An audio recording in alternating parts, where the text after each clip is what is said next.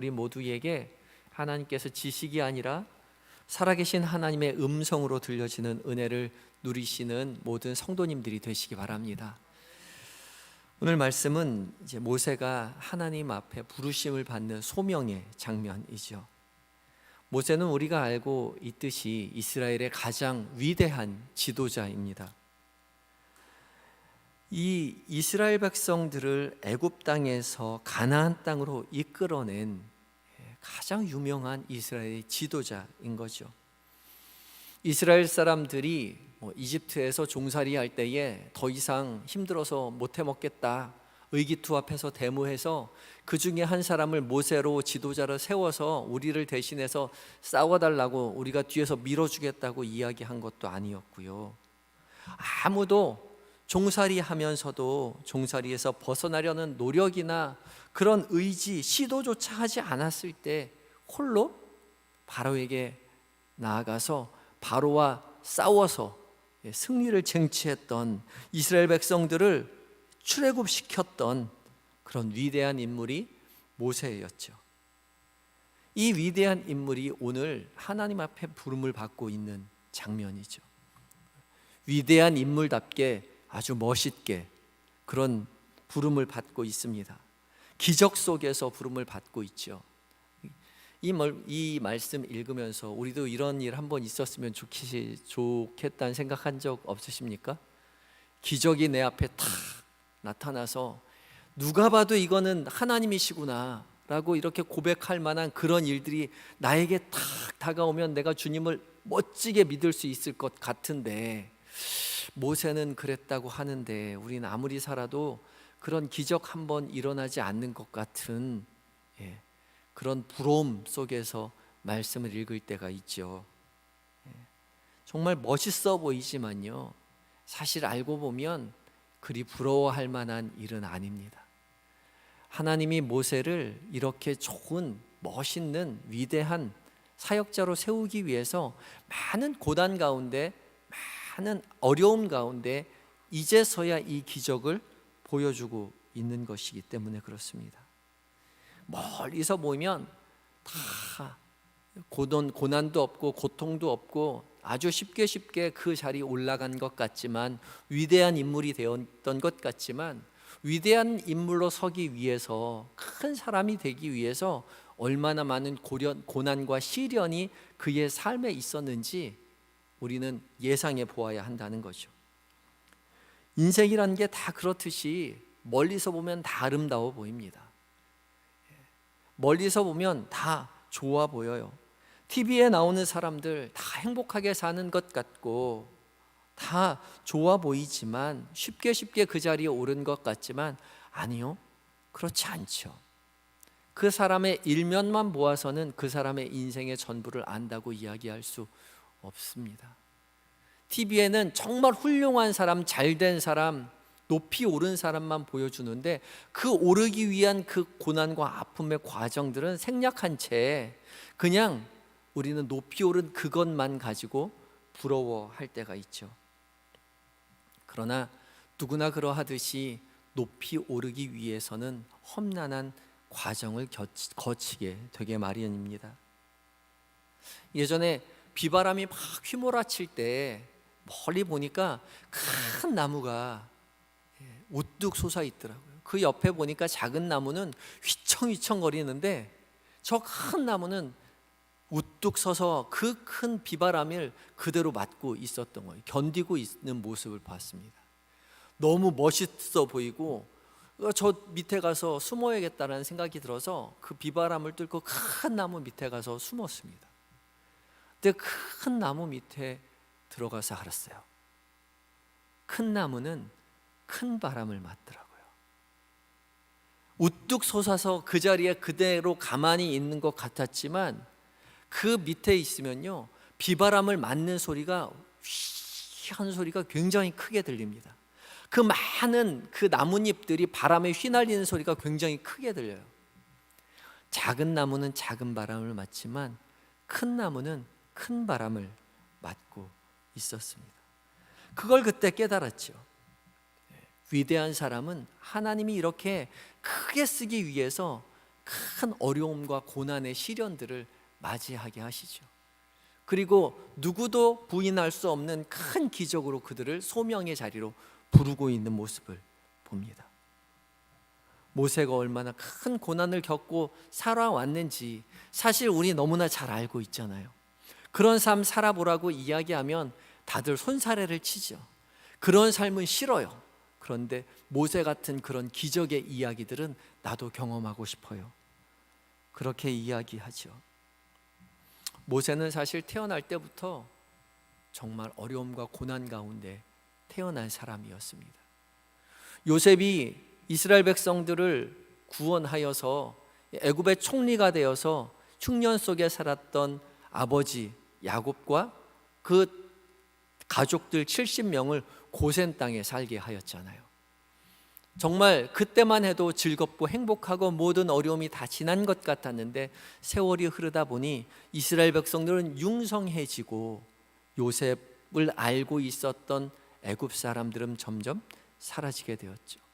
그래서 애굽 사람들은 이 융성해지는 이스라엘 백성들을 두려워하게 되었던 거죠. 그리고 그들을 종으로 삼았습니다. 농사를 짓게 하고 벽돌을 굽게 하고 고난과 시련의 이야기가 시작되었죠. 그냥 우리 그저 성경에 농사를 짓게 하였더라, 또 뭐 종살이를 하게 하였더라, 벽돌을 굽게 하였더라, 그냥 한 줄로 그냥 넘어가지만 어디 그게 그냥 한 줄로 이야기하고 넘어갈 그런 상황이겠습니까? 하루아침에 종이 되었죠. 고난과 시련이 시작되었습니다. 그 시절이 350년의 시절이 지나갔던 것이죠.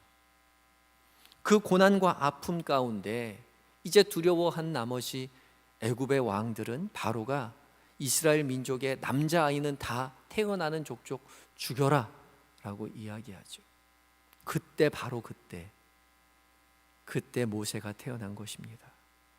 모세는 태어나자마자 3개월밖에 부모와 함께 살아가지 못했죠. 들킬까 봐 그 부모는 더 이상 키우지 못하고 갈대 상자에 넣어서 아이를 나일강에 떠내려 보냅니다. 참 감사하게도 그 나일강에 떠내려간 그 아이를 바로의 딸이 발견하게 되고 왕궁에서 40년을 살아가게 되죠. 왕궁에서 40년을 살아가다가 우리 익히 알듯이 이스라엘 동족들이 싸우는 것을 말리다가 그만 동족을 죽이는 그런 우를 범하게 되죠. 그리고 그 길로 달아나 40년의 광야 생활을 합니다. 40년이요. 하루아침에 왕자의 삶에서 도망자의 신세로, 그것도 아무도 알아보지 못하는 저 먼 곳 미디안의 시골 산골 그 광야 속에서 유목으로 목동으로 살아가게 되는 것이죠. 어렵고 힘든 그 삶의 이야기들을 풀어낸다면 모세가 얼마나 많은 이야기를 할 수 있었겠습니까? 모세의 인생은 누구보다도 고난으로 가득한 삶으로 가득 찼을 것입니다. 그런 삶의 한 자락 가운데 이제 80의 나이에 호렙산에 이르러 하나님의 산 호렙에서 오늘 하나님을 만나고 있는 것이죠. 고난이 클수록 하나님은 하나님의 사람으로 더욱더 크게 성장시켜 나가신다는 그것을 우리는 기억할 수 있습니다. 볼 수 있는 것이죠. 그렇게 본다면 지금 우리가 받고 있는 이 고난이요, 우리가 당하고 있는 이 아픔이요, 왜 하나님 나에게 이러시지? 왜 하나님 나에게 이 시련을 주시지? 아픔을 주시지? 이 시련과 아픔이 하나님의 때를 위한 훈련의 시간임을 우리는 이해할 수 있어야 합니다. 혹시 이 자리에 고난 가운데 계신 분이 계십니까? 혹시 큰 바람, 남들보다 큰 바람을 맞으면서 떨고 계신 분이 계십니까? 하나님이 크게 쓰시려고 하시는 거예요. 하나님이 그 고난 가운데 더 크게 성장시켜서 하나님의 위대한 일을 맡기시려고 하시는 것입니다. 그 약속 믿으시고 신뢰하시고 그 바람 견뎌내시기 바랍니다. 그 고난 이겨내시기 바라요. 그 바람 맞서서, 그 고난 맞서서 더 성숙한 하나님의 사람으로 성장해 가시는 복을 누리시는 모든 성도님들 되시기 바랍니다. 모세는요, 양을 치다가 호렙에 이르러서 불타는 가시떨기 나무를 발견합니다. 이 메마른 광야요, 미디안 광야는요, 여름이 되면 굉장히 뜨겁습니다. 제가 6월 말에 이스라엘 갔을 때 43도를 찍더라고요. 그래서 그 메마른 광야 속에서요, 자연적으로 그렇게 불이 일어나기도 합니다. 그래서 가시떨기 나무에 불이 붙는 것은 그냥 가끔씩 볼 수 있는 광경이었겠지요. 그런데 참 신기하게도 그 가시떨기 나무에 불이 붙었는데 그 가시떨기 나무가 그 불이 계속 타오르고 있다는 거죠. 꺼지지 않는다는 겁니다. 정말 신기한 광경을 보고 있어요. 그 메마른 가시 얼마나 된다고 그냥 호로록 타버리면 금방 꺼져야 하는 그 메마른 가시에 계속해서 불이 타오르고 있더란 말이죠. 그래서 모세는 그 가시떨기 앞으로 걸어갑니다. 그때 여호와께서 불러 세우시죠. 모세야, 모세야. 모세가 내가 여기 있나이다 라고 말할 때에 주님께서 모세를 만나 주십니다. 메마른 광야에 홀로 타오르는 그 가시떨기요, 그 가시떨기의 나무에서 초라한 모세의 모습을 봅니다.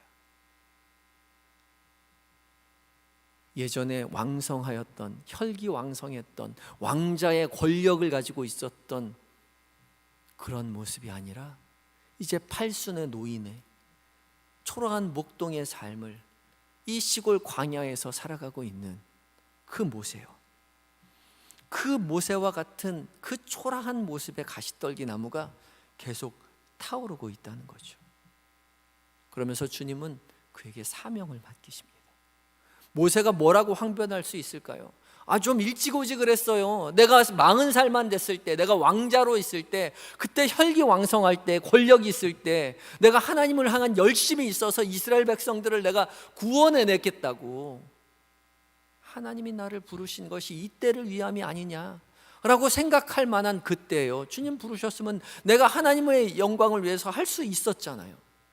그런데 지금 왜 이제야 와서 나 지금 아무것도 할 수 없는데 80의 노인에 권력도 없고 숨어 지내며 이 시골 구석에서 목동일 하고 있는데 내가 무엇을 할 수 있겠습니까? 근데요, 모세가 지금 바라보고 있는 그 가시떨기 나무는 계속 불타고 있었단 말이죠. 그냥 호로록 타버려야 하는 그 가시떨기 나무가 계속 불타오르고 있었단 말이죠. 하나님은 그 사실을 모세에게 보여주고 있습니다. 내가 너와 함께할 때 너는 계속 불타오를 수 있단다. 내가 왕성하기 때문에 너를 세우는 것이 아니라, 너를 쓰는 것이 아니라, 내가 연약하기 때문에, 내가 부족하기 때문에, 내가 호로록 타버리는 가시떨기에 같은 그런 초라한 모습이기 때문에 내가 너를 불러 세워서 쓴다 라고 말씀하시는 그 광경이 불타오르는 가시떨기 속에 있었던 것이죠. 우리 어렸을 때 운동하면서 늘 그런 이야기 하죠. 운동할 때 제일 중요한 게 뭐라고요? 힘을 빼는 거라고요. 힘을 빼는 거. 제가 검도할 때도 항상 얘기합니다. 힘을 빼야 된다고. 힘을 빼는 게 정말 힘들어요. 수영할 때도 그러죠. 힘을 빼야 된다고요. 힘을 빼는 게 너무 힘듭니다. 골프할 때도 힘을 빼야 한다고 하더라고요. 근데 노래 부를 때도 힘을 빼야 된대요. 다 힘을 빼야 된대요. 근데 힘을 빼고 싶은데 힘이 안 빠져요. 힘이 안 빠져요. 긴장하면 움츠러들어서 더 칼이 느려지게 되죠. 근데 힘을 뺀다는 건요, 힘이 없다는 게 아니더라고요. 힘을 뺀다는 것은 힘이 없는 게 아니라 힘을 운용할 수 있는 능력을 키우는 겁니다. 힘을 빼서 힘을 써야 할 때 힘을 주고요, 힘을 쓰지 말아야 할 때 힘을 주지 않는 것이 힘을 빼는 겁니다. 힘을 뺀다는 것은 아무 힘이 없이 그냥 초라하게 가만히 누워 있는 것이 아니라 힘을 운용할 수 있는 능력이 있다는 거죠.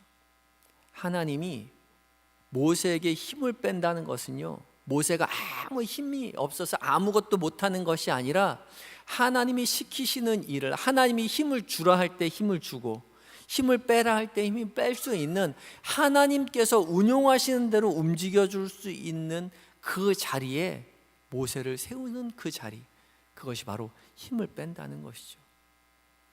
모세가 자기의 힘으로 뭔가 해보려고 막 용을 쓸 때요, 근육을, 자기의 힘을 써내릴 때는 하나님은 모세를 통해서 일하지 않으셨죠.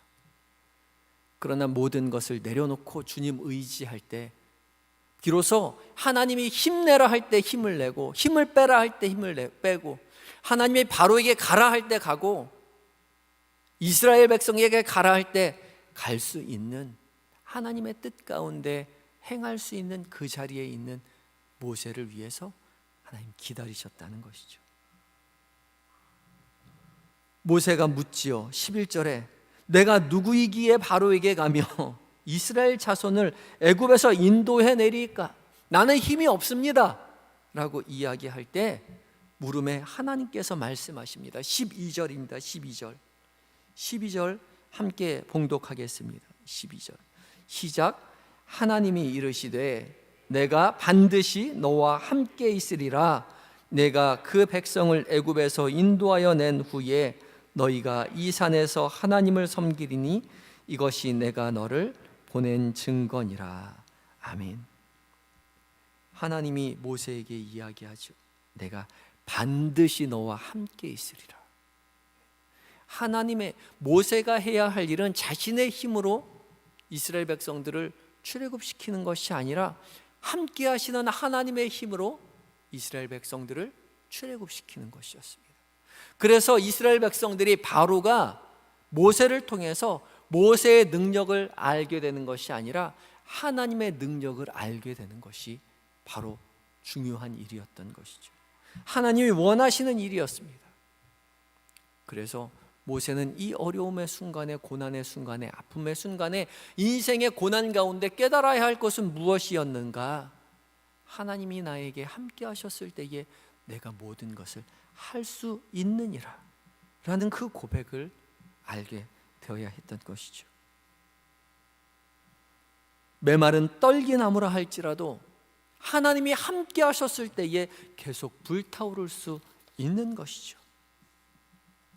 연약한 모세도 하나님이 함께 하셨을 때에 위대한 일을 감당할 수 있는 것입니다. 하나님이 함께 하시면.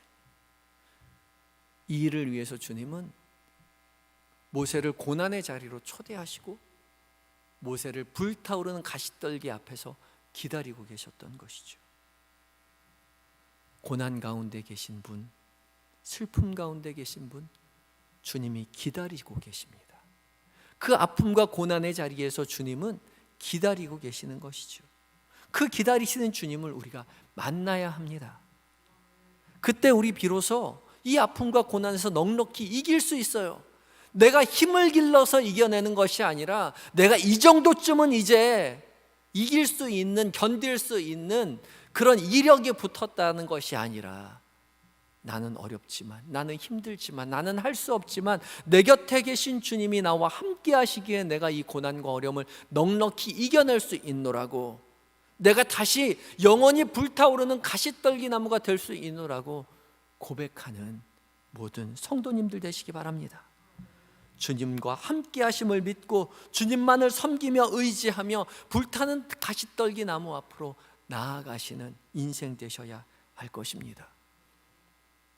주님, 우리가 함께 하실 때에, 우리와 함께 하실 때에 우리는 넉넉히 모든 고난과 아픔을 이겨낼 수 있는 것이죠. 주님은 가시떨기 나무 앞에 있는 모세에게 오늘 네가 선 곳은 거룩한 땅이니 신을 벗어라 라고 말씀하시죠.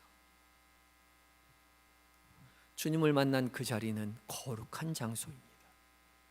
어디가요? 광야가요? 고난의 그 자리가요? 아픔의 그 자리가요? 아무에게도 보여주고 싶지 않은, 그래서 숨어 지내는 이 미디안 광야가요, 사실은 가장 거룩한 자리입니다. 하나님을 만나기 때문에요. 그가 예전에 화려한 궁궐에 있을 때, 남보란 듯이 남들이 부러워하는 그 왕자의 자리에 있을 때에 그 자리가 하나님을 만나는 자리가 아니라, 그곳이 거룩한 자리가 아니라 아무도 알아주지 않아도 주님 나를 찾아오셔서 나를 기다리시는 그 자리, 만남의 자리가 나의 거룩한 성소가 되는 것이죠. 그 성소를 우리는 기대하고 그 자리를 기대하며 하나님 앞에 나아가야 하는 것이죠. 우리에게 거룩한 자리가 어디입니까? 주님을 만나는 자리가 있습니까? 그 자리를 기대하시고 그 자리를 만나셨다면 신을 벗으시고 고백하시는 인생 되어야 합니다. 주님 우리에게 신을 벗어라 말씀하시죠. 신을 벗는다는 거요, 그가 지금까지 걸어왔던 모든 인생의 자리에 함께 하였던 그 신, 미디안 척박한 광야를 내딛었던 그 신, 자신의 지식, 자신의 노력, 자신의 경험 지지하였던 그 신을 다 벗어버리고 주께서 허락하신 믿음의 신을 다시 신어야 합니다. 내가 스스로 지나왔던 모든 길들 가운데의 경험 다 내려놓고 주님 의지하고 주님 붙들어 주님 이끄시는 곳으로 주님의 종으로 다시 살겠다고 고백하는 것, 그것이 신을 벗는 일입니다. 내 발에서 신을 벗어라, 주님 우리에게 요구하시죠. 나의 이 고난과 아픔의 자리에서 주님을 만나서 주님 나는 할 수 없습니다, 주님 하여 주십시오라고 고백하며 주께서 주시는 힘으로 다시금 일어서서 주의 제자로 주의 종으로 살아가겠다고 다짐할 때 우린 주님의 거룩한 백성이 되어서 주께서 우리에게 맡겨주신 소명을 감당하는 믿음의 사람으로 올곧게 설 수 있는 것입니다. 그때의 모세는 80이었다 하더라도, 그때의 모세는 목동의 삶을 살아간다 하고 있을지라도 그는 주께서 함께 하시기에 거룩한 땅을 밟은 거룩한 하나님의 소명자이기에 그는 넉넉히 세상이 할 수 없는 일을, 왕자가 할 수 없는 일을, 바로를 이기는 그 이스라엘의 그 많은 백성들을 이끌어내는 믿음의 사람으로 우뚝 설 수 있는 것이죠. 그것을 기대하시며 아픔의 자리, 고난의 자리에서 찾아오시는 주님을 만나시는 여러분들 되시기 바랍니다. 그 길을 우리는 소원하고 그 길을 기대해야 합니다. 그 만남을 기대해야 하는 것이죠. 주님 모세에게 그렇게 말씀하시죠. 8절에 6절에 또 이르시되 나는 내 조상의 하나님이니 아브라함의 하나님, 이삭의 하나님, 야곱의 하나님이라 라고 말씀하십니다. 모세가 만난 하나님은 모세만의 하나님이 아니라 모세가 그토록 생각해 왔던, 어렸을 때부터 누나로부터 배워왔던, 유모로부터 배워왔던 아브라함의 하나님, 이삭의 하나님, 야곱의 하나님이었던 거죠. 그리고 그 하나님을 지금 모세가 만납니다. 우리가 만나야 하는 우리 하나님, 내가 고난 가운데 만난 그 하나님, 우리 엄마가 그렇게 말씀하시던 하나님, 우리 할머니가 그토록 나에게 귓가에 들려주셨던 그 하나님, 우리 교회 권사님이 우리 한영교회에서 옛날에 우리가 이렇게 은혜 가운데 있었단다라고 말씀해 주셨던 그 하나님이 나의 삶 가운데 찾아오시는 것이죠. 그런 하나님을 만나는 것입니다. 그래서 우리가 이 교회에서, 우리의 가정에서 맡겨주신 사명을 이어서 수행해 나가는 것이죠. 엄마가 하였던 그, 엄마가 하나님께로부터, 어머니가, 아버지가 하나님께로부터 부여받았던 그 소명을 기쁘게 수행하며 그 경험의 이야기들, 간증의 이야기들을 우리에게 해준 것처럼 우리 역시 주께서 나에게 맡겨주신 소명을 받아들고 이행하며 누렸던 그 기적의 이야기들을 우리의 자녀손들에게, 우리의 한영의 후배들에게 이야기해 주어야 합니다. 과거의 이야기들만 생각하며 과거에 답습하며 그것을 추억하며 살아가는 것이 아니라 오늘 이 시대에 우리가 누려야 할, 우리가 맡은 바 수행해야 될 사명이, 소명이 우리에게 주어진다는 것이죠. 그것을 우리가 받아들였습니다. 한영교회 성도의 이름으로, 그리고 우리의 믿음의 가족의 자녀의 이름으로, 아버지의 이름으로 우리가 그것을 받아들였으며 그것을 우리의 자녀들에게, 우리의 후손들에게, 믿음의 후배들에게 내려주어야 할 것입니다. 내가 만나는 그 하나님, 내가 고난 가운데 만나야 할 하나님, 그 하나님을 만나시는 은혜를 경험하시기 바라고, 만남을 통해서, 그 만남을 통해서 주께서 주시는 소명을 다시 받아들고 기쁨 가운데 그 소명을 이루어내시는 여러분들 되시기 바랍니다. 주님은 이미 우리의 고난과 아픔을 다 보고 계셨다라고 이야기합니다. 듣고 계셨다라고 이야기하고 계시죠.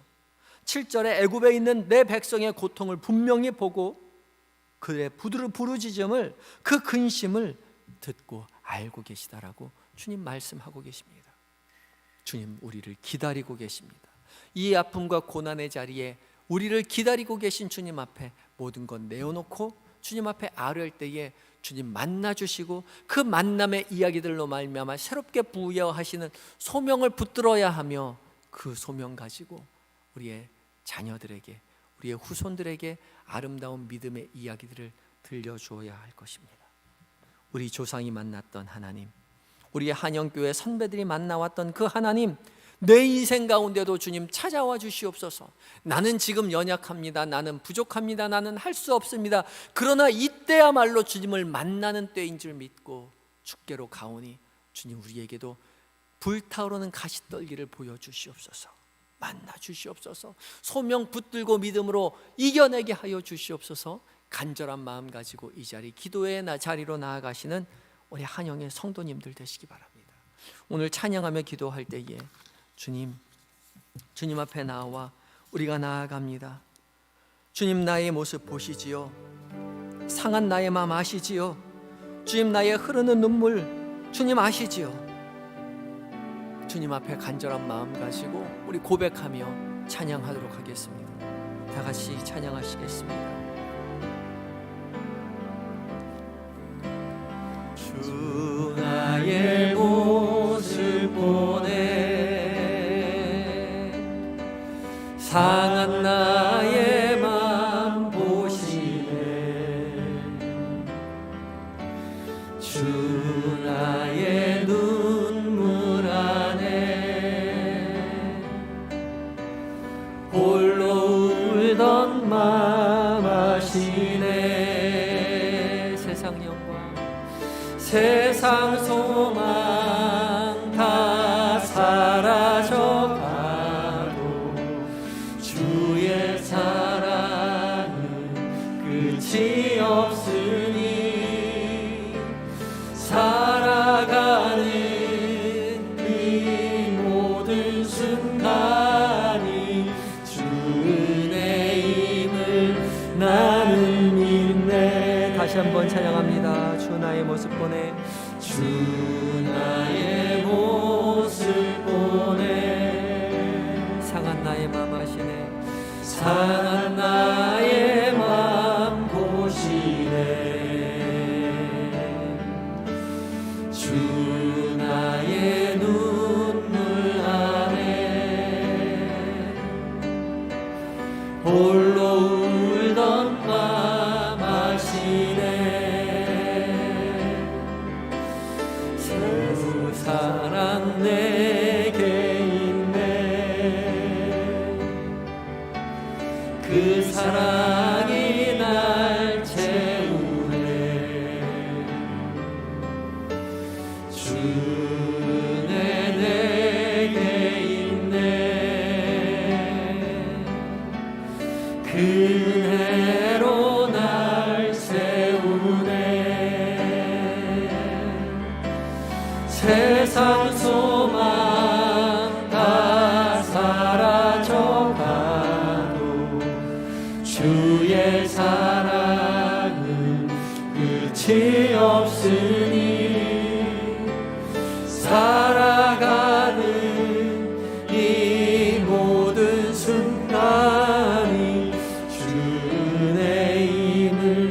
나는 믿네. 세상 소망, 세상 소망 다 사라져가도 주의 사랑은 끝이 없으니